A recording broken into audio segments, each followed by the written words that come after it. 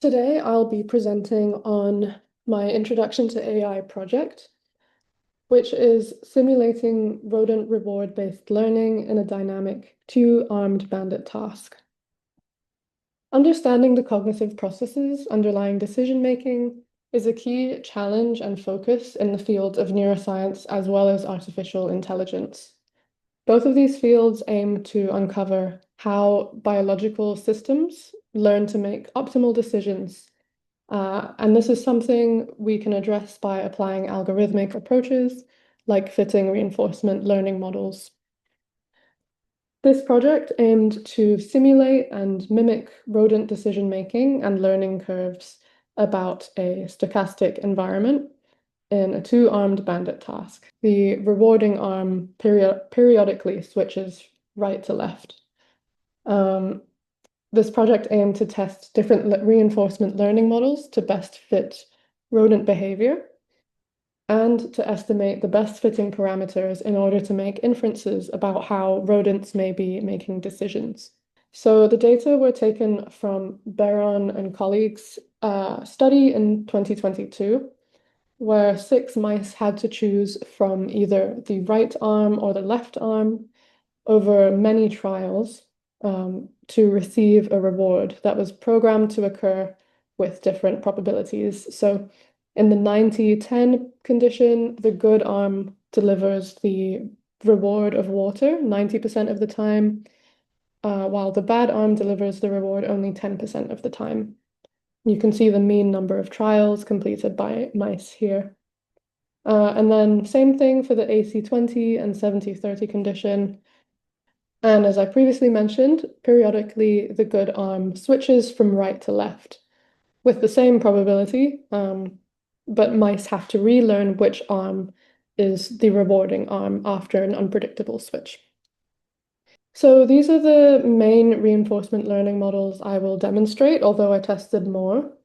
The first is an epsilon-greedy Q-learning model, where exploration and exploitation are controlled using the epsilon parameter here. Randomly, we'll generate a value, and if that's lower than the epsilon constant, a random action from the action space will be chosen. In other words, randomly pick the right or left arm. This is a Q-learning model, so beliefs are updated through evidence accumulation, whether or not a reward is experienced. And from this, we can simulate future decisions and average this over multiple simulations. The second model is still a Q-learning model, except we now include a satiation parameter to account for mice picking the rewarding arm less and less over trials. This could be interpreted as satiation, where they're no longer thirsty, they've had enough water. Finally, the most complex model is the Q-learning model using Boltzmann exploration and anticipating the switching of rewarding arms, which is shown here. So I will now demonstrate the program I generated for users to simulate mouse behavior. This is the main script used to generate learning curves and contains all of the agents. The results Jupyter Notebook contains quick results that users can view if they just want to look at how the models perform under the different conditions. Alternatively, users can run this local flask application. So here you can select which model we want to run. Let's just run with the epsilon-greedy for the AC20 condition with 50 search iterations, and we'll do 1,000 simulations per set. Models are iterating through parameter combinations to find the best fitting one in terms of root mean squared error. When we go back, we can see this has performed pretty well according to RMSE standards. Around 0.07 is very good. And here are the best parameters estimated. So we can see the learning rate was estimated at around 0.6. This is the minimum epsilon, so mice are always exploring to a certain degree, or in other words, they never fully exploit.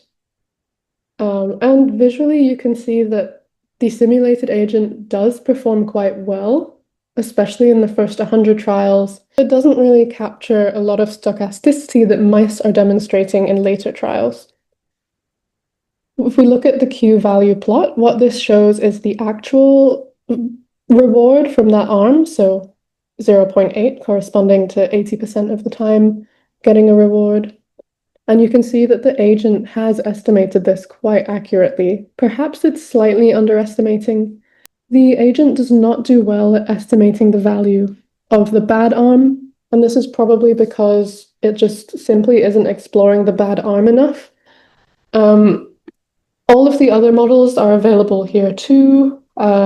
Additionally, users can specify how many trials they want to look at. So if we look at 200 trials and simulate again, and as we suspected earlier, we're simulating mouse behavior quite well in the first 200 trials, suggesting that something is happening kind of after 200 trials where mice no longer act optimally for whatever reason. And that's what some of the other models attempt to address. So yeah, users can explore this and view how the different models perform under the different conditions. You can change the condition, alter the number of trials. This is recommended to lower for the more complex models because of the number of parameters. And same with the simulations per set. We specified 1,000 to match Beron and colleagues' simulations, but this can be lowered if the iterations are taking too long for the more complex models.